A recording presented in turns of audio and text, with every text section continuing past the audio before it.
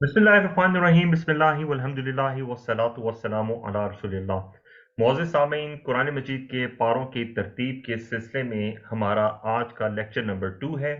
इस लेक्चर में हम पारा नंबर 4, 5 और 6 में शामिल सूरतों और उनके रुकू की तादाद के बारे में सीखेंगे। इससे पहले हमने पहले 3 पारों के मुतालिक सीखा था। हमने सीखा था कि पारा नंबर 1, पारा नंबर 2 और तीसरे पारे का आधा हिस्सा सूरह बकरा के ऊपर मुश्तमिल है, जबकि तीसरे पारे में सूरह आले इमरान का आगाज हुआ था।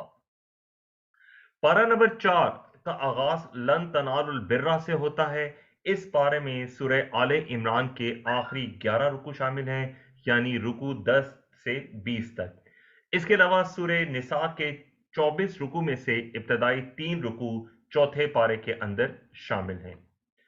पांचवा पारा मुकम्मल सूरह निसा के ऊपर मुश्तमिल है। इस पारे में सूरह निसा के 17 रुकू शामिल हैं, यानी रुकू नंबर 4 था रुकू नंबर 20।